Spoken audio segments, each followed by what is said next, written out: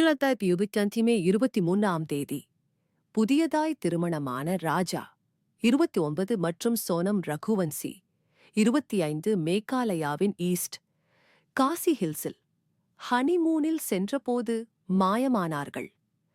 June 2ஆம் தேதி ways சாவ்டாங் ஜலபதனத்தின் பள்ளத்தாக்கில் ராஜாவின் அழுகிய உடல் கண்டெடுக்கப்பட்டதுடன் கொலை விசாரணை தொடங்கப்பட்டது.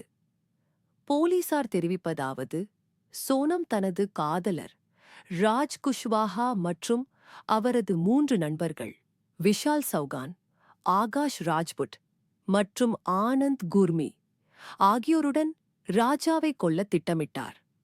முதற்கட்டமாக குவாஹாத்தி மற்றும் நாங்க்ரியட் ஆகிய இடங்களில் முயற்சிகள் தோல்வியடைந்த நிலையில் ஜலப்பதனத்திற்கு அருகே உள்ள இடத்தில் கொலை நிறைவேற்றப்பட்டது. ஜூன் 17 அன்று நடந்த மறுநடத்தை முற்றிலும் மீட்ட பொழுது முதற்கட்ட தாக்கத்தின் போது சொனம் அங்கிருந்தது மற்றும் ராஜா குரல் எழுப்பியதும் அவர் தப்பினார்.